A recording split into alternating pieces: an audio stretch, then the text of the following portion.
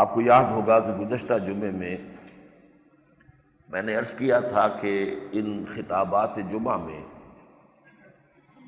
جو حالات حاضرہ پر تبصرہ ہوتا ہے یا کوئی ذمہ داران حکومت کو مشورے دیے جاتے ہیں یا مختلف جماعتوں کی قیادتوں کو جو مشورے دیے جاتے ہیں،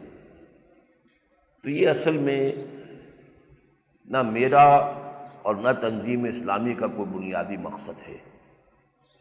اور نہ ہی یہ اجتماع جمعہ کی جو اصل غرض و غایت ہے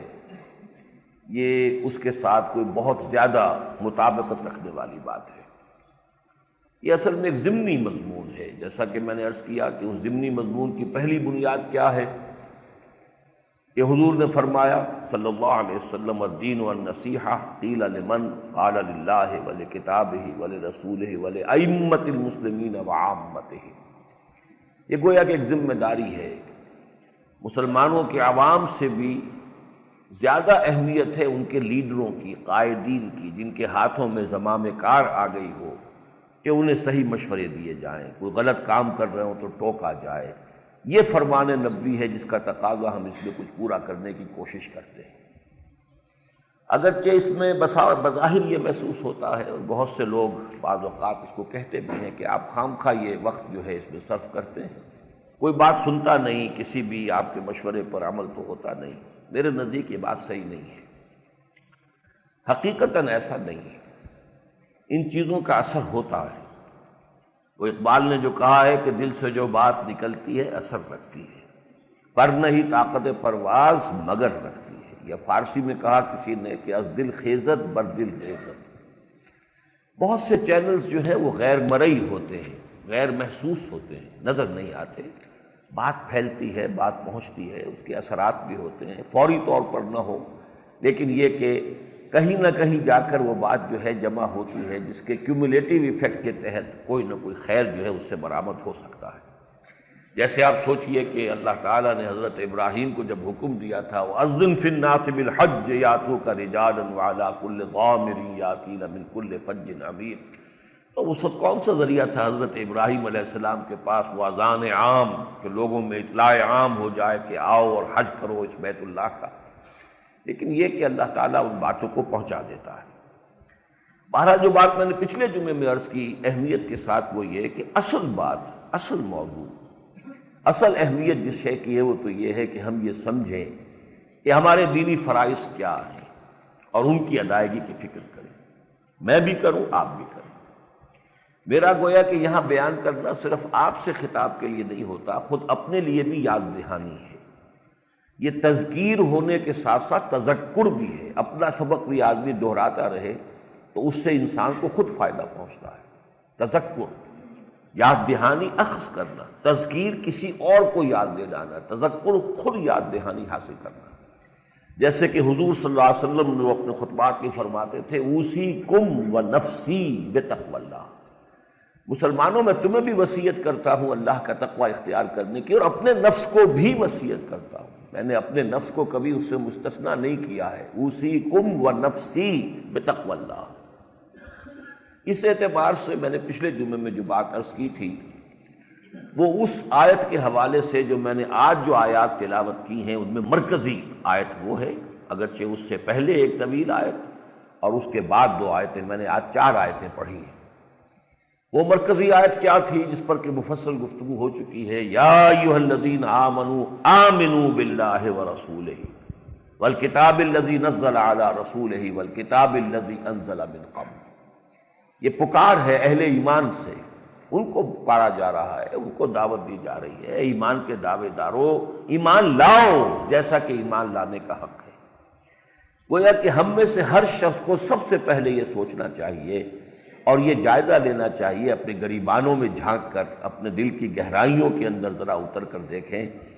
کہ وہ یقین والا ایمان ہے یا نہیں ہے۔ ایسا تو نہیں کہ صرف موروثی عقیدہ تو ہے، ٹھیک ہے، ہم نے اپنے والدین سے جو باتیں سیکھ لی ہیں، جیسے کسی ہندو کے گھر میں پیدا ہو گیا وہ ہندو ہے، چاہے اس نے کبھی سوچا نہ ہو کہ یہ کیا چیز ہے، کیا مذہب ہے، اس کی کوئی حقیقت ہے یا نہیں ہے، لیکن ہندو ہے۔ ایسے ہی ہماری عظیم اکثریت جو ہے مسلمانوں کے ہاں پیدا ہونے کی بنا پر مسلمان ہے، لیکن یہ کہ ہم میں سے اکثر کا حال یہی ہوگا کہ اگر جھانکیں ذرا اندر دیکھیں کہ یقین وہ ہے، اگر نہیں ہے تو پہلی ذمہ داری ہے یہ کہ باقی ساری جو بھی عمارت دین کی اٹھے گی وہ اس بنیاد پر اٹھے گی۔ اگر یہ عمارت بنیادی موجود نہیں ہے تو ہوا میں تعمیر کیسے ہو جائے گی؟ پھر تو یہ سارے واعظ جو ہیں وہ بھی ہوا میں تحلیل ہو جائیں گے، ساری دلیلیں ہوا میں تحلیل ہو جائیں گی، سب کچھ جو ہے بیکار ہوگا، لا حاصل ہوگا، جب تک کہ یہ بنیاد موجود نہ ہو۔ بہرحال میں نے چند باتیں پچھلی مرتبہ عرض کی تھی، اب سب تو نہیں دہرانی ہے۔ یہ ایمان کہاں سے ملتا ہے؟ ایمان عمل سے بھی ملتا ہے، ایمان صاحب ایمان کی قربت اور صحبت سے بھی ملتا ہے، لیکن ایمان حقیقی کا سب سے بڑا سرچشمہ اور منبع جو ہے وہ قرآن حکیم ہے۔ اس کے ذریعے سے یہ جو منور کرنا ہے اپنے سینے کو یقین والے ایمان سے، تو اس کے لیے اصل جو سورس ہے وہ قرآن حکیم ہے۔ پھر میں نے عرض کیا تھا کہ یہ ایمان یقین والا اگر پیدا ہو جائے تو اس کا نتیجہ کیا نکلتا ہے؟ ایک لفظ میں اس کو بیان کیا جائے تو وہ کشاکش، تصادم، جہاد۔ جہاد کے معنی کشاکش کے ہی ہے۔ جوہد، جب جوہد سے ٹکرائے، ایک کوشش آپ کی ہے، ایک کوشش کوئی اور کر رہا ہے، آپ کا مقابلہ ہو رہا ہے۔ اس دنیا میں ہر جگہ آپ کو یہ جہاد نظر آئے گا۔ آپ نے وہ اصطلاح سنی ہوگی، اسٹرگل فار ایگزسٹنس۔ وجود کے لیے حیوانات کے مابین کشاکش جاری رہتی ہے۔ جو بھی ذرائع ہیں بقا کے، جو بھی غذا کے ذخیرے ہیں، ان کے لیے وہ جھپٹتے ہیں اور وہ چاہتے ہیں کہ مجھے حاصل ہو جائے۔ تو یہ جوہد للبقاء اس کو کہیں، اسٹرگل فار ایگزسٹنس کہیں، یہ تو ہے، کائنات کے اندر ہے۔ تمام جو بھی جن میں زندگی موجود ہے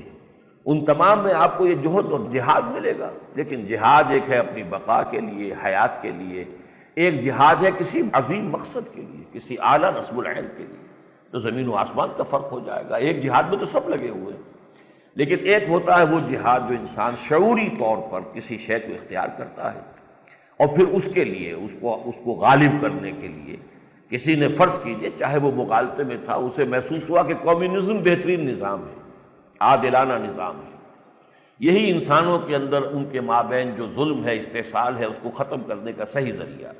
اب جس شخص نے اس کو قبول کر لیا، وہ کمیونزم کے نظام کو قائم کرنے کے لیے تن من دھن اس نے لگا، یہ جہاد ہے اس کا۔ ایک نظریے کے لیے جہاد ہے، جانیں دی ہیں لوگوں نے، سینکڑوں لوگوں نے جانیں دی ہیں، کتنے لوگ پھانسیوں پر چڑھے تھے، کتنے لوگوں نے زار کی فوجوں کے سامنے کھڑے ہو کر جو ہے فائرنگ سکواڈز کے سامنے اپنے سینے جو ہیں وہ چھلنی کروائے، تب جا کر انقلاب آیا تھا نا۔ یہ دوسری بات ہے کہ مغالطے میں تھے، وہ ان کا نظام جو ہے وہ بھی کوئی ان کے امراض کا وہ مداوا نہیں تھا، علاج نہیں تھا، ثابت ہو گیا کہ نہیں تھا۔ لیکن یہ کہ جس نے یہ سمجھا کہ یہی صحیح ہے، پھر اس نے اس کے لیے اپنی تن من دھن کی جتنی بھی ریسورسز تھی وہ لگا دی، وہ یقیناً بھی یہ ہے جس کا نام جہاد ہے۔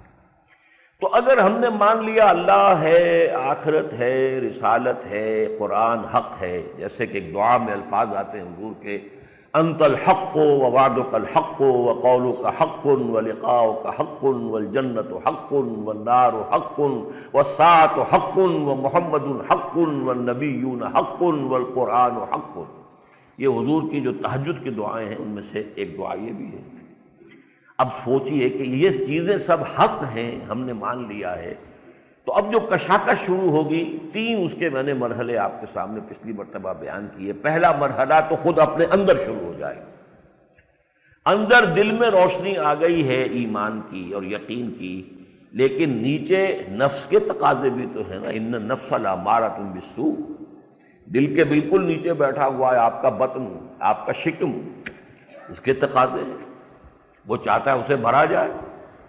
اس سے ذرا نیچے اتریے تو آپ کے جنسی تقاضے ہیں، ایک بقائے ذات کے لیے ہے، ایک بقائے نوع کے لیے ہے۔ کھانا اس لیے ہے تاکہ آپ کی زندگی کا تسلسل برقرار رہے، جنسی معاملہ اس لیے تاکہ نسل برقرار رہے۔ اب یہ وطن و فرج کے جو تقاضے ہیں، جن کو نفس امارہ کہا قرآن مجید نے، ان النفس لامارۃ بالسوء، ان کا حملہ ہوتا ہے دل کے اوپر، یہ کشاکش ہے اندر۔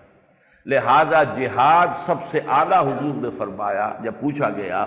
ای الجہاد افضل یا رسول اللہ، آپ نے فرمایا ان تجاہد نفسک فی طاعت اللہ، اپنے نفس کے خلاف جہاد کرو، اسے اللہ کا مطیع بناؤ۔ یہ سب سے اونچا جہاد ہے، سب سے اعلیٰ جہاد، افضل جہاد۔ اس کے بعد یہ جہاد انسان کے وجود سے باہر نکلتا ہے۔ یہ تو سارا جہاد جو ہے نفس کا، وہ تو اندر ہی اندر ہے، کسی کو نظر تو نہیں آ رہا کہ کیا ہو رہا ہے، میرے اندر کیا کھچڑی پک رہی ہے، میرا دل کیا کہہ رہا ہے، میرا ایمان کیا کہہ رہا ہے، ایمان مجھے روکے ہے تو کھینچے ہے مجھے کفر، کعبہ میرے پیچھے ہے، کلیسا میرے آگے، لیکن کشاکش ساری ہے اندر ہی اندر ہوتی، کسی اور کو نظر تو نہیں آتی۔ لیکن یہ کشاکش باہر نکلتی اس لیے کہ معاشرے میں ہم ہیں، بہت سے بندھنوں میں بندھے ہوئے ہیں۔ اب ایک تقاضا ہے ایمان کا کہ یہ تعلقات اس طریقے سے ہونے چاہیے، کمائی اس طور سے ہونی چاہیے، معاشرت کا یہ نظام ہے جو اللہ نے عطا کیا ہے۔ ایک وہ ہے معاشرے میں جو چیزیں چالو ہیں، چل رہی ہیں، جن کا رواج ہے، تصادم ہوگا، کشمکش ہوگی۔ یہ دوسرا مرحلہ ہے، انسان کی شخصیت سے نکل کر معاشرے کے ساتھ ایک کشاکش ہے، ایک کشمکش ہے، ایک تصادم ہے۔ اور سب سے اونچی منزل پھر ہے جو میں نے لفظ پچھلی مرتبہ واضح کیا تھا، طاغوتی نظام کے خلاف جہاد۔ فَمَن يَكْفُرْ بِالطَّاغُوتِ وَيُؤْمِن بِاللَّهِ فَقَدِ اسْتَمْسَكَ بِالْعُرْوَةِ الْوُثْقَىٰ۔ تو اللہ پر ایمان لانے کے ساتھ ساتھ بلکہ اس سے پہلے طاغوت کا انکار کرنا ضروری ہے۔ اور طاغوت ہر فرد بھی ہو سکتا ہے، جو بھی اللہ کی اطاعت سے سرتابی کرتا ہے وہ طاغوت ہے، چاہے وہ فرد ہے، کوئی ادارہ ہے، کوئی انسٹیٹیوشن ہے۔ اور آج کی سب سے بڑی انسٹیٹیوشن ریاست ہے، جس کے سب سے زیادہ منظم ایک بہت بڑا ادارہ ہے، پورے جو رہنے والے شہری ہیں اس کے دائرے میں ان کی زندگیوں کو کنٹرول کرنے والا ادارہ ریاست ہے۔ وہ ریاست اگر غیر اللہ کی حاکمیت کے اصول پر قائم ہے تو سب سے بڑا طاغوت ہے۔ اس طاغوت کا انکار کرنا، اور پھر اس کا تقاضا کیا ہوگا کہ اس طاغوت کا تختہ الٹا جائے اور اس کی جگہ پر اللہ کی حکومت قائم کی جائے، اللہ کا نظام قائم کیا جائے۔ تو ظاہر بات ہے کہ یہ جہاد جو ہے اب سب سے کٹھن، سب سے مشکل۔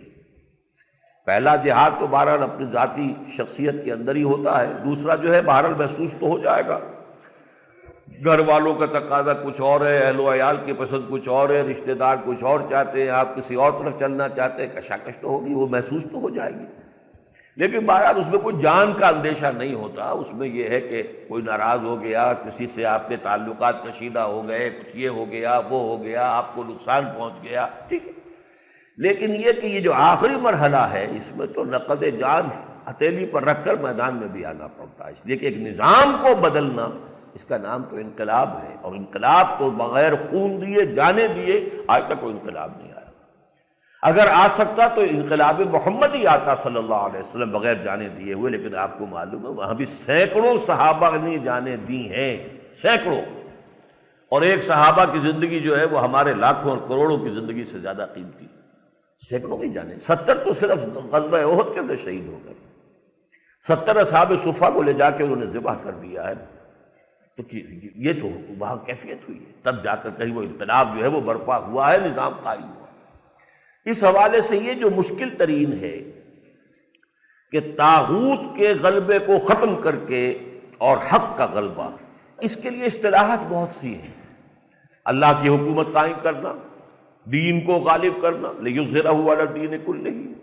دین کو قائم کرنا، أَنْ أَقِیمُوا الدِّینَ، اصطلاحات مختلف ہوں گی، عباراتنا شتیٰ وحسنک واحد، مفہوم ایک ہی ہے، دین غالب ہو جائے، لتکون کلمۃ اللہ ہی العلیٰ، تاکہ اللہ کی بات سب سے اونچی ہو جائے۔ ظاہر بات ہے جو حاکم ہوتا ہے اس کی بات اونچی ہوتی ہے، اگر اللہ کی حاکمیت ہے تو اللہ کی بات سب سے اونچی ہوگی۔ تو اسے اقامت دین کہہ لیں، غلبہ دین حق کہہ لیں، اس کے لیے مختلف اعلاء کلمۃ اللہ کہہ لیں، اللہ کی حکومت قائم کرنا کہہ لیں، نظام مصطفیٰ کا نفاذ کہہ لیں، جو چاہے کہہ لیں، مفہوم اس کا ایک ہی ہے۔ لیکن آج میں در حقیقت حوالہ دینا چاہتا ہوں کہ اس کا مرکزی مقصد کیا ہے، دین قائم کرنے کا مقصد کیا ہے۔ تو یہ جو اس آیت سے پہلی آیت ہے وہ اس پر روشنی ڈال رہی ہے۔ یہ ایمان حقیقی کیوں مطلوب ہے؟ تاکہ تمہارے اندر اس جہاد کے لیے توانائی پیدا ہو جائے، قوت پیدا ہو جائے، آمادگی پیدا ہو جائے، جس جہاد کا ذکر اس سے پہلے کی آیت میں آ رہا ہے۔ اس کا سیاق یہ ہے، یا ایھا الذین آمنوا کونوا قوامین بالقسط شہداء للہ، اہل ایمان عدل و انصاف کے علم بردار بن کر، قائم کرنے والے بن کر کھڑے ہو جاؤ، اور اللہ کے گواہ بن کر کھڑے ہو جاؤ۔ عدل و انصاف کا نظام قائم کرنا، دیکھیے دین قائم کرنا، دین کیا ہے؟ نظام عدل و قسط ہے جو اللہ نے عطا فرمایا، اس لیے کہ قرآن مجید میں سورہ حدید کی جو آیت نمبر 25 ہے اس نے معین کر دیا ارسال رسول کا مقصد کیا ہے، بعثت انبیاء کا مقصد کیا ہے، کتابوں کے نزول کا مقصد کیا ہے۔ لقد ارسلنا رسلنا بالبینات وانزلنا معهم الکتاب والمیزان لیقوم الناس بالقسط، ہم نے اپنے رسولوں کو بھیجا، انہیں معجزات دیے، انہیں کتابیں دی، اور پھر وہ متوازن نظام عطا کیا جس میں حقوق اور فرائض جو ہیں ان کا تعین ہے، وہ میزان ہے، وہ میزان شریعت ہے۔ کس لیے؟ تاکہ لوگ عدل پر قائم ہوں۔ تو گویا کہ اصل شے، اور چونکہ اللہ کی ذات العدل ہے، اللہ کے ناموں میں سے ایک العدل ہے۔ حضرت ابو ہریرہ نے جو روایت ان سے مروی ہے، حضور نے جو نام گنوائے ہیں 99 اللہ کے، العدل، صرف مصدر پر مبنی نام صرف ایک ہے، باقی یا تو اس میں فاعل پر ہیں، یا فعال کے وزن پر ہیں، یا فعیل کے وزن پر، محض مصدر سے حرفی مصدر، العدل، دی ایبسلیوٹ جسٹس۔ ہم اگر کہیں گے سراپا عدل، اگرچہ سراپا کا لفظ اللہ کے لیے درست نہیں ہے، سر پیر تو انسان کا ہوتا ہے، حیوان کا ہوتا ہے، لیکن کیا کریں، ہمارے پاس جو ہے ووکیبولری محدود ہے۔ مجسم عدل، لیکن مجسم کا لفظ بھی اللہ کے لیے صحیح نہیں، اس لیے کہ وہ جسم تو نہیں ہے اس کا کوئی، لیکن کیا کریں تعبیر کے لیے سراپا عدل، مجسم عدل، دی ایبسلیوٹ جسٹس۔ لہذا وہ چاہتا کہ عدل قائم، یہ عدل و قسط۔ اب دیکھیے خاص طور پر نوٹ کیجئے، ایک عجیب ترتیب ہے ان 4 صورتوں میں، سورہ بقرہ، سورہ آل عمران، سورہ نساء، سورہ مائدہ۔ سورہ بقرہ میں فرمایا اس امت کی تاسیس کی غرض و غایت کیا ہے، وَكَذَلِكَ جَعَلْنَاكُمْ أُمَّةً وَسَطًا لِتَكُونُوا شُهَدَاءَ عَلَى النَّاسِ وَيَكُونَ الرَّسُولُ عَلَيْكُمْ شَهِيدًا، تمہیں ایک درمیانی امت بنایا اس لیے ہے تاکہ رسول اتمام حجت کر دے تم پر، اور تم اتمام حجت کر دو تمام نوع انسانی پر، رسول گواہ بن جائیں تم پر اور تم گواہ بن جاؤ پوری نوع انسانی پر۔ اچھا، اگلی صورت آئی سورہ آل عمران، اس میں پھر غرض و غایت کیا ہے، یہ امت کیوں ریز کی گئی ہے، کیوں اٹھائی گئی ہے؟ کنتم خیر امۃ اخرجت للناس تأمرون بالمعروف وتنہون عن المنکر وتؤمنون باللہ، تم بہترین امت ہو جسے دنیا والوں کے لیے، انسانوں کے لیے برپا کیا گیا ہے۔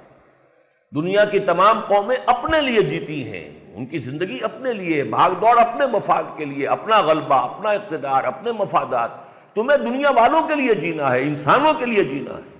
ہم تو جیتے ہیں کہ دنیا میں تیرا نام رہے، کہیں ممکن ہے کہ ساقی نہ رہے، جام رہے۔ اخرجت للناس تأمرون بالمعروف وتنہون عن المنکر، تمہارا کام تو یہی ہے نیکی کا حکم دو، بدی سے روکو۔ اب سب سے بڑی نیکی عدل ہے، سب سے بڑا منکر ظلم ہے، اس کے خلاف جد و جہد کرنی پڑے گی۔ جیسے حدیث میں آتا ہے وہ جد و جہد دل سے بھی ہو سکتی ہے، بالقلب، زبان سے بھی ہو سکتی ہے، نہیں عن المنکر، باللسان، پھر بالید، طاقت فراہم کریں گے تب طاقت استعمال کریں گے، طاقت ہے ہی نہیں تو کیسے کر لیں گے؟ اعدوا لهم ما استطعتم، طاقت حاصل کرو۔ تو یہ اب چوتھی صورت ہے، یہ تیسری صورت ہے سورہ نساء۔ اب یہ دونوں صورتوں میں جو مضمون آیا سورہ بقرہ اور سورہ آل عمران میں، اس کا جو اصل لب لباب ہے وہ ان 2 صورتوں میں آیا، کہ اصل میں یہ دین کی شہادت، اللہ کی شہادت، اللہ کی طرف سے گواہی، اللہ کی طرف سے اتمام حجت، نیکی کا حکم، بدی سے روکنا، اس کی غرض و غایت کیا، اس کا کلائمیکس کیا ہے، وہ اس آیت میں ہے، یا ایھا الذین آمنوا کونوا قوامین بالقسط شہداء للہ، اہل ایمان کھڑے ہو جاؤ، قوام فعال کا وزن ہے، پوری طاقت کے ساتھ عدل و انصاف کو قائم کرنے کے لیے، اور اللہ کے گواہ بن کر۔ اگلی صورت میں سورہ مائدہ میں یہی بات ریورس آرڈر میں آ گئی، یا ایھا الذین آمنوا کونوا قوامین للہ شہداء بالقسط، کھڑے ہو جاؤ اللہ کے لیے پوری قوت کے ساتھ اور عدل اور انصاف کی گواہ بن کر۔ اللہ کی گواہی، عدل و انصاف کی گواہی مساوی ہے۔ عدل و انصاف کو قائم کرنا اور اللہ کے لیے کھڑے ہو جانا ہم مانی ہیں، مترادف ہیں۔ یہ ہے اصل میں اس عدل و قسط کو قائم کرنے کے لیے، ایبسلیوٹ جسٹس کے لیے یہ سخت ترین مرحلہ ہے۔ میں نے عرض کیا تھا کہ اب اگلی آیت جو ہے، میں نے پچھلی مرتبہ کہا تھا کہ اگلے جمعے میں اس کے بارے میں عرض کروں گا۔ یہ جد و جہد چونکہ بڑی جانگ اصل ہے، ظاہر بات ہے جو بھی نظام دنیا میں کہیں قائم ہے اس کے ساتھ ویسٹڈ انٹرسٹ والے لوگ بھی ہوتے ہیں، پریولیجڈ کلاسز ہوتی ہیں، مراعات یافتہ طبقات ہوتے ہیں۔ جب آپ نظام کو چاہیں گے بدلنا تو ان کے مفادات پر آنچ آئے گی، وہ سٹیٹس کو چاہیں گے، جو ہمارے یہاں ایک لفظ چلتا ہے سٹیٹس کو، اس لیے کہ جس کے مفادات ہیں وہ تو نہیں چاہے گا کہ اس نظام میں کوئی تبدیلی آئے، اس لیے کہ تبدیلی آئے گی تو میرے مفادات پر ضرر پہنچے گی، لہذا اس کا مقابلہ ہوگا۔ اور وہی طبقات جو ہوتے ہیں براعت یافتہ پریولیج کلاسز، اور وہی جو ویسٹڈ انٹرسٹ، وہی حاکم ہوتا ہے اس معاشرے کے اندر۔ لہذا اب اس معاشرے میں جو برسر اقتدار قوت ہوتی ہے اس سے تصادم درپیش ہو جاتا ہے۔ اس میں جان و مال کا اندیشہ ہے، جس کو کہا غالب نے کہ مرحلہ سخت ہے اور جان عزیز۔ یہ تو ظاہر بات ہے کہ مرحلہ تو سخت ہے، ایمان کا تقاضا تو یہ ہے جہاد اپنی ذات سے نکل کر معاشرے اور معاشرے سے نکل کر نظام کی طرف پیش قدمی کرے۔ اگر نہیں کر رہا ہے تو اس کا کیا مطلب ہے؟ اگر بس جہاد اپنے نفسی کے ساتھ رگڑے لگائے جا رہے ہیں، ساری عمر گزر گئی ہے، باہر نکلا ہی نہیں جہاد، نہ معاشرے سے کہیں کوئی فرکشن ہے اور نہ کوئی نظام کو چیلنج کرنا، اس کے معنی کیا ہے؟ میں نے پچھلی مرتبہ بھی عرض کیا تھا کہ اگر آپ نے گٹھلی آم کی دبائی ہے، اگر وہ صحیح تھی اور زمین بھی صحیح تھی تو آم کا درخت اس سے پیدا ہونا چاہیے، پھر اس میں وہ بڑھے اور اس میں آم لگنے چاہیے۔ ہاں دو شکلیں ہو سکتی ہیں، یا گٹھلی میں کوئی خرابی تھی یا زمین خراب تھی، دو شکلیں ہیں۔ لہٰذا سٹنٹڈ گروتھ جو ہے، یہ جہاد کی سٹنٹڈ گروتھ نہیں ہونی چاہیے کہ بس وہ ایک مرحلے پر یا دوسرے مرحلے پر آ کر رک جائے۔ اگر یہ صحت مند جہاد ہے، صحیح جہاد ہے، ایمان واقعتاً حقیقی ایمان ہے، تو وہ تو پھر آگے بڑھے گا اور وہ نظام کو چیلنج کرنے کی طرف آئے گا۔ اور اس میں جان و مال کے اندیشے ہیں، اس میں ظاہر بات ہے کہ کچھ جو ضعیف الارادہ لوگ ہوتے ہیں، ضعیف الارادہ ان لوگوں کو کہتے ہیں کہ جو کسی ایک شخص ہے کہ جو کسی شے کو سمجھ لیتا ہے کہ اس میں خرابی ہے، برائی ہے، مجھے چھوڑ دینا چاہیے، چھوڑ نہیں پاتا، عادت پڑ گئی، اپنی ہی بنائی ہوئی عادت کے پنجرے میں بند ہو گیا۔ ہمارا جب وہ ایف ایس سی ہم پڑھ رہے تھے تو انگریزی کا جو نصاب تھا اس میں ایک نظم تھا دی کیج، اور وہ شاعر نے تصور یہ دیا تھا I built these bars when I was young، میں نے اپنی کچھ عادات جبکہ میں جوان تھا، میرے جسم و جان میں توانائی تھی، میں نے عادتیں پختہ کر لی، اب میں ان عادتوں کی وہ گویا کہ بارز ہیں، وہ لوہے کی سریے ہیں کہ جن کے اندر اس پنجرے کے اندر میں بند ہو گیا ہوں، اب میں پھڑ پھڑاتا بھی ہوں، زور بھی لگاتا ہوں، لیکن نہیں نکل پاتا اس لیے کہ یہ میں نے اپنے گرد جو ہے پنجرا اس وقت بنا لیا تھا جب میں جوان تھا۔ I built these bars when I was young، اب اس کو توڑنا، اس میں سے نکلنا مشکل ہے۔ اسی طرح یہ کہ چاہے معلوم ہو گیا کہ سگریٹ جو ہے برا ہے، غلط ہے، ڈاکٹر بھی روک رہے ہیں، ہر طرف سے اس کو جو ہے وہ فہمائش بھی اور فرمائش بھی اور تحدید بھی اور تشویق بھی، لیکن نہیں چھوڑ پاؤں۔ اسی طرح کے کچھ لوگ حق کو قبول کرنے کے بعد، اس کے بعد اس کے تقاضوں کو پورا کرنے سے جب کتراتے ہیں تو وہ پیچھے ہٹتے ہیں، پسپائی اختیار کرتے ہیں، تو اس کا نام قرآن کی اصطلاح میں نفاق ہے۔ دیکھیے جب ایمان حقیقی والی آیت آئی یا ایھا الذین آمنوا آمنوا باللہ ورسولہ والکتاب الذی نزل علی رسولہ والکتاب الذی انزل من قبل، اس کے بعد پہلا مرتبہ تو بیان کر دیا، ایسے لوگوں کا تذکرہ کر دیا جو خم ٹھونک کر آ گئے کہ ہم نہیں مانتے نہ اللہ کو، نہ رسول کو، نہ آخرت۔ چنانچہ فرمایا وَمَن يَكْفُرْ بِاللَّهِ وَمَلَائِكَتِهِ وَكُتُبِهِ وَرُسُلِهِ وَالْيَوْمِ الْآخِرِ فَقَدْ ضَلَّ ضَلَالًا بَعِيدًا، جس نے تو کھلم کھلا انکار کر دیا اللہ کا اور اس کے فرشتوں کا اور اس کی کتابوں کا اور رسولوں کا اور یوم آخر کا، تو وہ تو گیا، دور گیا، gone down the drain، وہ تو اس بدروں کے اندر جو ہے وہ گیا، بہت دور گیا۔ لیکن یہ کہ اب اس کے بعد ایک اور طبقہ ہے، وہ جس کی طرف میں ذکر کر رہا تھا، کہ جو حق کو قبول تو کر لیتے ہیں لیکن پھر چل نہیں پاتے، چلنا چاہتے بھی ہیں تو نہیں، ایک قدم آگے بڑھاتے ہیں تو دو قدم پیچھے ہو جاتے ہیں۔ یہ کیفیت اگر ہے، اس کو قرآن نفاق سے تعبیر کرتا ہے۔ اگر تفصیل میں جاؤں گا تو یہ ہے کہ اگر تو اس کیفیت میں مبتلا انسان اپنی کمزوری کو تسلیم کرتا رہے، اعتراف کرتا رہے اپنی کوتاہیوں کا، اور اس پر معذرت کرتا رہے، جو بھی نظم جماعت ہے، جو بھی معاشرہ ہے، اس کے جو بھی ذمہ دار لوگ ہیں، تو اس کو ہم ضعف ایمان کہیں گے، صرف اسے ہم نفاق نہیں کہیں گے۔ لیکن جب مرحلہ آ جائے کہ جھوٹے بہانے بنائے جائیں، جھوٹ بولا جائے، اپنی اس پسپائی کو اور اپنی اس کم ہمتی کو ریشنلائز کرنے کے لیے، اس کی جسٹیفیکیشن کے لیے، اس کا جواز فراہم کرنے کے لیے جھوٹے بہانے، اس سے اگلی سٹیج ہے جھوٹی قسمیں کھانی شروع کر دی۔ یہ جھوٹ اور جھوٹی قسم یہ اس نفاق کی یوں سمجھیے کہ بہت پختہ علامات ہیں۔ یہی وجہ قرآن مجید میں جہاں نفاق کا ذکر آیا ہے تو آپ نے دیکھا ہوگا کہ وہاں قسم اور ان کی قسموں کا ذکر آپ کو ضرور ملے گا۔ جیسے سورہ منافقون میں فرمایا اذا جاءک المنافقون قالوا نشهد انک لرسول اللہ واللہ یعلم انک لرسولہ واللہ یشہد ان المنافقین لکاذبون اتخذوا ایمانہم جنتا فصدوا عن سبیل اللہ، انہوں نے اپنی قسموں کو، جھوٹی قسموں کو ڈھال بنا دیا۔ تو پہلی آیت میں ان کے لیے کذب اور دوسری میں جھوٹی قسمیں جن کو ڈھال بنا لیا، کوئی مواخذہ نہ ہونے پائے۔ کہا تو مواخذہ تو ہوگا، آپ کسی جد و جہد میں ہیں، اس جد و جہد کسی نظم کے تحت ہو رہی ہوتی ہے، کوئی جماعت ہے، کوئی پارٹی ہے، کوئی آپ کا جو سپہ سالار ہے، اگر فوج میں جا رہے تھے، اگر آپ کہیں بھاگے ہیں کہ آپ نے کوئی پیٹھ دکھائی ہے تو پھر باز پرس ہوگی کہ نہیں ہوگی، تو کوئی قسموں کی ڈھال بنا لی جائے۔ اتخذوا ایمانہم جنتا فصدوا عن سبیل اللہ، وہ رک گئے اللہ کے راستے سے۔ وہ نقشہ کھینچا گیا ہے اگلی آیت میں، ان الذین آمنوا ثم کفروا ثم آمنوا ثم کفروا ثم ازدادوا کفرا، یقیناً وہ لوگ جو ایمان لائے پھر انہوں نے کفر کیا، پھر ایمان لائے پھر کفر کیا، پھر کفر میں بڑھتے چلے گئے۔ اب یہاں تو یہ صرف 2 مرتبہ کہا گیا نا، آمنوا ثم کفروا ثم آمنوا ثم کفروا، لیکن یہ کہ یہ 10 مرتبہ بھی ہو سکتا ہے۔ یہ 2 مرتبہ والی بات کی تو بڑی خوبصورت جو ہے مثال موجود ہے، جب کوئی آدمی کہیں ڈوب رہا ہوتا ہے کسی جھیل میں، دریا میں، تو نیچے جاتا ہے پھر آتا ہے، پھر جاتا ہے پھر آتا ہے، پھر گیا، وہ گیا سو گیا۔ بالکل اس قسم کا نقشہ جو ہے یہاں کھینچ دیا گیا کہ چونکہ اس نے حق کو دیکھ لیا تھا، سمجھ لیا تھا، دل میں کچھ نہ کچھ اس کے ساتھ محبت ہے، حق ہے اور اس کی طرف رغبت ہے، چاہتا ہے چلنا۔ جب وہ چل رہا ہے تو گویا کہ اس وقت یہ مومن ہے، لیکن یہ کہ جب ہمت جواب دے رہی ہے پیچھے ہٹ رہا تو اب یہ مومن نہیں ہے، منافق ہے۔ پھر اسے خیال آتا ہے، پھر کوئی ہمت کرتا ہے، یا کچھ حالات بہتر ہو جاتے ہیں، یا کسی وقت کوئی بات پھر دل کو لگ گئی، حضور کا کوئی اور جو ہے فرمان سن لیا، اس سے ایمان کے اندر پھر تازگی آ گئی، پھر چلا، پھر ایمان لے آیا۔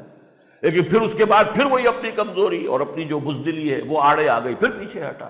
تو یہ جو آسیلیشنز ہیں، یہ جو دائیں بائیں میں چکر لگاتے رہنا ہے، یہ در حقیقت ہو سکتا ہے کسی کا تھوڑے عرصے رہے، کسی کا زیادہ عرصے تک چلتا رہے، لیکن یہ کہ بالآخر ثم ازدادوا کفرا، پھر وہ کفر میں بڑھتے چلے گئے۔ پھر وہ یہ کہ آدمی، اس کی آخری حد یہ ہوتی ہے کہ پھر جو صادق الایمان لوگ ہوتے ہیں، جن کی حالت یہ ہوتی ہے کہ واپس نہیں پھیرا کوئی فرمان جنوں کا اور تنہا نہیں لوٹی کبھی آواز جرس کی، گھنٹی کی آواز آئی اور ساتھ ہی ہم گئے ہیں، جیسی پکار آ گئی ہے فوراً لبیک کہا۔ ایسے بھی لوگ ہوتے ہیں صادق الایمان، ان کے لیے تو کوئی شے ہے ہی نہیں، رکاوٹ ہے ہی نہیں، خیریت جاں راحت تن صحت داماں سب بھول گئی مصلحتیں اہل ہوس کی۔ یہ تو اہل ہوس کی مصلحتیں ہوتی ہیں، اہل حق کی نہیں ہوتی، اہل حق ان کے اوپر توجہ نہیں کرتے۔ اس حوالے سے اب یہ جو آیت ہے یہ در حقیقت نقشہ کھینچ رہی ہے۔ تو ان 3 آیتوں کا اب ربط سمجھ لیجیے۔ ایمان حقیقی کا نتیجہ جہاد، اور جہاد کی سب سے اونچی منزل ظلم کا خاتمہ اور عدل و قسط کے قیام کے لیے کمر بستہ ہو جائے، اور اس سے گریز، اس سے پسپائی، اس سے پیچھے ہٹنا وہ کسی سبب سے بھی ہو، یہ نفاق ہے۔ اور نفاق جو ہے پھر اس کا آخری انجام کیا آ رہا ہے؟ ثم ازدادوا کفرا لم یکن اللہ لیغفر لہم، اللہ ان کو ہرگز معاف فرمانے والا نہیں ہے، ولا لیہدیہم سبیلا، اور نہ ہی اب انہیں کسی صحیح راستے کی طرف ہدایت اللہ دے گا۔ اور اس کے بعد بڑے سخت الفاظ آئے ہیں، ان میں طنز بھی ہے۔ وَبَشِّرِ الْمُنَافِقِينَ، اے نبی ایسے منافقوں کو تو آپ بشارت دے دیجئے۔ بشارت کس بات کی؟ بِأَنَّ لَهُمْ عَذَابًا أَلِيمًا، کہ ان کے لیے تو دردناک عذاب ہے۔ یہ ہے انجام۔ تو ان 4 آیات کے حوالے سے ذرا سمجھیے اچھی طریقے سے۔ اور چونکہ یہ جو جہاد ہے نظام کے خلاف، اب اس کی ایک شرط لازم ہے، جب تک ایک جماعت نہ ہو یہ نظام کے خلاف جہاد ممکن نہیں ہے۔ اپنے نفس کے خلاف جہاد تو آپ نے اندر ہی اندر کرنا ہے، اس کے لیے کوئی جماعت جو ہے وہ ضروری نہیں ہے۔ ہاں جماعت میں اگر آپ ہوں کہ آپ دیکھ رہے ہو میرے اس بھائی نے بھی فلاں منزل طے کر لی، یہ بھی رشوتیں لیتا تھا اور اس کے ہاں بھی صبح پراٹھے پکتے تھے، اب اس نے چھوڑ دی ہے، اب اس کے ہاں جو ہے روکھی سکھی ہے، اس نے یہ اگر مرحلہ طے کر لیا تو میں بھی کر سکتا ہوں۔ آپ کو کونوا مع الصادقین، ایسے لوگوں کی صحبت کے اندر اگر ہوں گے تو سہولت ہو جائے گی اپنے نفس کے خلاف جہاد میں، آپ کو تقویت حاصل ہوگی، آپ کا ایمان تقویت پائے گا، اس لیے کہ یقین والوں کی صحبت سے آپ کا اپنا ایمان بڑھے گا۔ اس وقت میرے اس بھائی کے گھر میں بھی پردہ نہیں تھا، شرعی پردہ نہیں تھا، جو بھی آج کی معاشرت ہے وہی تھی، آخر اس نے بھی تو یہ مرحلہ طے کر لیا، اب شرعی پردہ نافذ کر دیا، ٹھیک ہے ناراض ہو گئے، کوئی ناراض ہو گئے، کوئی برادری والوں نے فرض کیجئے مقاطعہ کر دیا، یہ برادریاں بھی یہیں رہ جائیں گی اور یہ سارے معاملات تو اسی دنیا میں رہ جانے ہیں، اصل زندگی تو آخرت کی زندگی ہے۔ لیکن یہ کہ اس نے کر لی ہے محنت تو میں بھی تو کر سکتا ہوں، پھر مجھے بھی کرنی چاہیے۔ فلاں میرے بھائی نے بینک کی ملازمت چھوڑ دی، وہاں 15,000 روپے مل رہے تھے، اب وہ 5,000 روپے کی تنخواہ پر کسی جگہ کام کر رہا ہے، آخر اس نے ایک حرام شے کو چھوڑا ہے، تو میں بھی ہمت کروں۔ تو اس سے یہ کہ اس جہاد، نفس کے خلاف جہاد میں تقویت ملتی ہے۔ لیکن بہرحال اس میں فیصلہ کن بات تو آپ کی اپنی قوت ارادی ہے، آپ خود ہی اپنے نفس کے خلاف جنگ کر سکتے ہیں، میں آپ کے نفس کے خلاف نہیں کر سکتا، آپ میرے نفس کے خلاف نہیں کر سکتے۔ معاشرے کے اندر بھی اسی طریقے سے ہے کہ اگر آپ ایک کسی حلقے میں ہیں تو اس میں آپ کو سہولت حاصل ہو جاتی ہے، خربوزے کو دیکھ کر خربوزہ رنگ پکڑتا ہے۔ لیکن جہاں تک اس آخری مرحلے کا تعلق ہے، نظام کو بدلنا، طاغوتی نظام کو چیلنج کرنا، وہ ظاہر بات ہے کہ نہایت منظم جماعت کے بغیر ممکن نہیں۔ یہ ہے وہ چیز کہ جس کی طرف ہم نے پچھلے جمعے میں میں نے عرض کیا تھا کہ دعوت اور اقامت کے مابین ایک مرحلہ جماعت، ابتداءً دعوت دی جائے گی، لوگوں کو اس بات کی طرف بلایا جائے گا، آمنوا باللہ ورسولہ والکتاب الذی نزل علی رسولہ والکتاب الذی انزل من قبل، پھر جو آ جائیں گے انہیں منظم کیا جائے گا۔ یہ منظم جماعت ہوگی کہ جو پھر باطل کو چیلنج کر سکے گی۔ اگر منظم نہیں ہے، اگر ایسے لوگ ہیں ہی نہیں، تعداد ہی بہت کم ہے، شاذ ہیں، تو ظاہر بات ہے کہ چیلنج کرنے کا مرحلہ کبھی آ ہی نہیں سکتا۔ حضرت نوح علیہ السلام کی زندگی میں 950 برس کی دعوت کے نتیجے میں بھی وہ مرحلہ نہیں آیا، قوم اتنی مر چکی تھی، ختم ہو چکی تھی، اس کے اندر اخلاقی اور روحانی اعتبار سے اتنی گراوٹ آ چکی تھی کہ اس قوم نے 950 برس، اور زیادہ سے زیادہ تعداد جو بتائی جاتی ہے وہ 70-75 آدمیوں کی ہے، حالانکہ میرے نزدیک یہ تعداد بھی صحیح نہیں ہے، ان کے تینوں بیٹوں کے سوا اور ان کے گھر والوں کے سوا شاید کوئی اور 1-2 کمی کاری ان کے ساتھ جو ہوں خادمین، اور کوئی ایمان نہیں لایا۔ وما آمن معه الا قلیل، اسی لیے نسل آگے جو چلی ہے وہ صرف 3 بیٹوں سے چلی ہے، حضرت حام اور سام اور یافس۔ اس حوالے سے نوٹ کیجئے 950 برس اور 70-75 آدمی بھی آئے ہوں تو اس کا کیا مطلب ہوا کہ شاید 15 برس میں 1 آدمی آیا، ایوریج نکالیے۔ اس حوالے سے اگلا مرحلہ آئے گا ہی نہیں۔ لیکن یہ کہ اگر ریسپانس ملی، لوگ آگے بڑھے، انہوں نے دعوت کو قبول کیا، اب اگر یہ منتشر رہے، یہ ہجوم مومنی اگر ہے تو پھر اس سے کوئی کام نہیں ہو سکتا، اس کو ایک جماعت بننا ہے، حزب اللہ۔ یہی وجہ ہے کہ سورہ مائدہ میں لفظ حزب اللہ آ گیا، سورہ بقرہ اور سورہ آل عمران میں امت کا لفظ آیا ہے، کذالک جعلناکم امۃ وسطا لتکونوا شہداء علی الناس ویکون الرسول علیکم شہیدا۔ آل عمران میں پھر امت کا لفظ جو ہے آیا ہے، کنتم خیر امۃ اخرجت للناس۔ لیکن سورہ مائدہ میں آ کر یہ لفظ آ گیا حزب اللہ، اولئک حزب اللہ فإن حزب اللہ هم الغالبون۔ اور یہ سورہ مجادلہ میں پھر دوبارہ آیا اولئک حزب اللہ الا ان حزب اللہ هم المفلحون۔ تو حزب اللہ، یہ 2 ہی جگہ پر یہ لفظ آ گیا، جس طرح 2 جگہ امت کا لفظ آیا، 2 جگہ پر حزب کا لفظ آ گیا، حزب اللہ۔ یہ حزب اللہ ہے جس کے لیے وہ حدیث جو ہے بارہا آپ کو سنائی گئی۔ حضرت حارث اشعری فرماتے ہیں کہ حضور نے ارشاد فرمایا صلی اللہ علیہ وسلم، انی آمرکم بخمس، مسلمانوں میں تمہیں 5 باتوں کا حکم دے کر جا رہا ہوں، اللہ امرنی بہن، اور اللہ نے مجھے ان کا حکم دیا ہے، یہ نہ سمجھنا میں اپنی طرف سے کہہ رہا ہوں، حالانکہ حضور کا تو خود فرمانا بھی ہمارے لیے واجب الاذعان اور واجب الاطاعت ہے، وہ تو جو کچھ کہتے ہیں مستند ہے ان کا فرمایا ہوا، لیکن یہ ہے کہ آپ نے زور دینے کے لیے تاکید کے طور پر کہا دیکھو یہ میں اللہ کا حکم پہنچا رہا ہوں، انی آمرکم بخمس اللہ امرنی بہن بالجماعت والسمع والطاعت والہجرت والجہاد فی سبیل اللہ۔ ان کو دو حصوں میں تقسیم کر دیجئے، جماعت سم و طاعت والی یہ ہوگی تو ہجرت اور جہاد ہوں گے، اگر وہ جماعت سم و طاعت والی نہیں بنے گی تو ہجرت و جہاد کے مراحل کیسے ہو جائیں؟ یہ ہے وہ دعوت اور اقامت، دعوت دین، اقامت دین، ان کے درمیان جو مرحلہ ہے، جو لازمی، نیسیسری، انیویٹیبل لنک ہے ان دونوں کے درمیان، وہ ہے جماعت۔ انی آمرکم بخمس اللہ امرنی بہن بالجماعت والسمع والطاعت والہجرت والجہاد فی سبیل اللہ، رواہ الامام احمد والامام الترمذی رحمہم اللہ۔ دونوں نے، مسند احمد میں بھی ہے، جامع ترمذی میں بھی ہے، ان دونوں کے حوالے سے مشکات شریف میں یہ روایت موجود ہے۔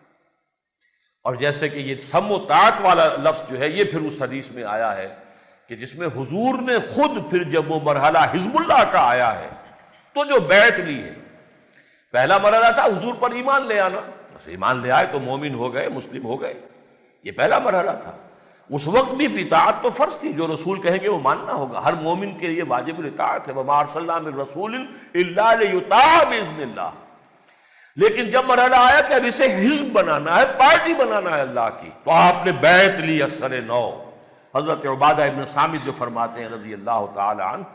بایعنا رسول اللہ صلی اللہ علیہ وسلم علی السمع والطاعت فی العسر والیسر والمنشط والمکرہ وعلی اثرۃ علینا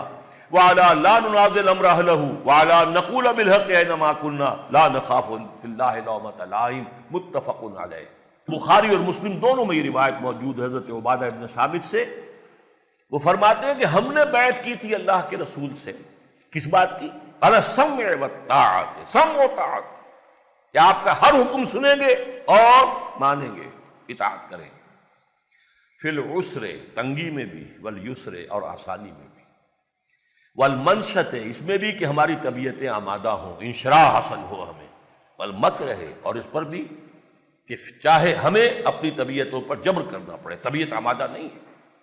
ایک وقت ہے آپ پر کہ آپ کی طبیعت جولانی پر ہے، آپ چاہتے ہیں خوب نماز پڑھیں، لمبے لمبے سجدے کریں۔ ایک وقت میں کوئی طبیعت میں کسل ہے، طبیعت میں آمادگی نہیں ہے، لیکن فرض نماز تو اس وقت بھی پڑھنی پڑے گی، نفلوں سے روک دیا گیا، اگر طبیعت میں آمادگی نہیں ہے انشرالی نفل مت پڑھو، لیکن یہ کہ فرض نماز تو ہر وقت پڑھنی ہے، یہ ہے مکرہ۔ چاہے طبیعت جو ہے اس کی آمادگی نہ ہو لیکن فرض کو تو ادا کرنا ہے۔ اسی لیے اطاعت رسول صلی اللہ علیہ وسلم کے لیے اور جماعت کے اس نظم کی اطاعت کے لیے فی المنشط والمکرہ، چاہے ہمیں انشراح حاصل ہو، ہماری اپنی طبیعتوں میں آمادگی ہو، اور خواہ ہمیں اپنی طبیعتوں پر جبر کرنا پڑے، ان میں آمادگی نہ ہو، وعلی اثرۃ علینا، اور چاہے ہم پر دوسروں کو ترجیح دے دی جائے۔ ہم یہ نہیں کہیں گے کہ حضور دیکھیے ہم آپ کے پرانے خادم ہیں، اتنے سال سے میں آپ کے ساتھ ہوں، اور آپ نے مجھ پر امیر بنا دیا فلاں شخص کو، نووارد کو، نوجوان کو، یہ اسامہ ابن زید رضی اللہ تعالیٰ عنہ، یہ کل کا چھوکرا، ہماری نگاہوں کے سامنے اس کی پیدائش ہوئی ہے، اور آج آپ اس کو ہم پر، اور ان میں کبار صحابہ وہ اس لشکر میں شامل ہیں، اور اسامہ ابن زید رضی اللہ تعالیٰ عنہ ان کو بنایا جا رہا، لیکن نہیں، جو آپ کا حکم ہوگا، جو آپ کا فیصلہ ہوگا، علی اثرۃ علینا، چاہے ہم پر دوسروں کو ترجیح دی جائے، وعلی لا ننازل امر اہلہ، جنہیں آپ بنا دیں گے امیر، ذمہ دار بنا دیں گے، ان سے جھگڑیں گے نہیں، ان کی بات بھی سنیں گے، مانیں گے، اطاعت کریں گے، تعاون کریں گے۔ وہ جو ابھی میں نے شروع میں کہا تھا، نصح و خیر خواہی لأئمة المسلمین وعامتہم، تو جماعت کے اندر بھی جو ائمہ ہیں، جو امراء ہیں، ان کی بات ماننی ہوگی۔ اور پھر یہ کہ آخری درجے میں یہ ہے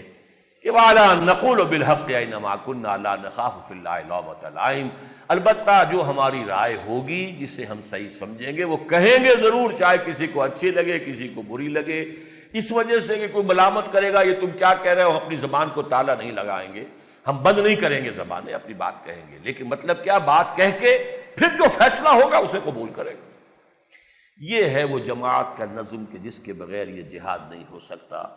یہ میں نے پچھلے اور آج کے جمعے کی اس گفتگو کے حوالے سے ہمارے جو دینی فرائض ہیں ان کی ایک یاد دہانی، یہ مضامین جو ہے بہت مرتبہ ہمارے ہاں بیان ہوئے ہیں، ہماری تقاریر میں، خطبات میں، دروس قرآن میں، اس لیے بنیاد یہی ہے، اسی پر ساری تعمیر اٹھتی ہے، اور اسی کے حوالے سے ساری بات جو ہے وہ ضروری ہے۔ اس لیے میں نے یہ یاد دہانی کرائی ہے، اس لیے کہ قرآن مجید کی روح سے بھی یہ ذکر ہے، الذکر فاسعوا الی ذکر اللہ وذروا البیع۔ حدیث نبوی میں بھی آتا ہے، ایک حدیث میں نقشہ کھینچا گیا ہے کہ جب امام اپنا خطبہ ختم کر لیتا ہے تو جو فرشتے جو دروازوں پر بیٹھے ہوئے مسجد کے اپنے رجسٹروں میں اندراج کر رہے ہوتے ہیں، تو جب وہ شروع کر دیتا ہے اپنی گفتگو تو پھر وہ اپنے دفتر جو ہے بند کر کے رجسٹر وہ بھی سننے کی طرف، یستمعون الذکر، وہ بھی اس ذکر کو سننے میں مصروف ہو جاتے ہیں۔ تو در حقیقت تو یہ خطبہ جو ہے، ویسے تو ہمارے ہاں تو عربی کا خطبہ ہے جس کو ہم خطبہ کہتے ہیں، لیکن در حقیقت اسی کی تلافی کہ وہ تو عربی میں ہے، اگر عربی میں یہ خطبہ دیا جائے تو کس کی سمجھ میں یہاں آئے گا؟ لہذا اس کی جگہ پر یہ اس کمی کی، اس کوتاہی کو پورا کرنے کے لیے یہ خطاب ہوتا ہے، لیکن ہے جمعہ کا خطاب، ہم اسے خطبہ جمعہ کہہ دیتے ہیں، یہ خطاب جمعہ ہے، لیکن اس کا مقصد تو اصل جو ہے وہ تذکیر ہی ہے۔ اقول قولی ھذا واستغفر اللہ لی ولکم میرا دل برماہی نہیں آیا،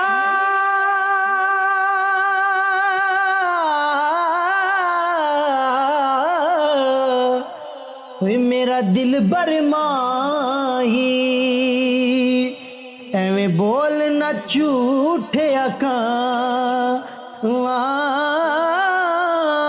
تو جھوٹا تیرے اوے بول وچ جھوٹے، تینو تاڑی مار اڑا، تو جھوٹا تیرے بول وچ جھوٹے۔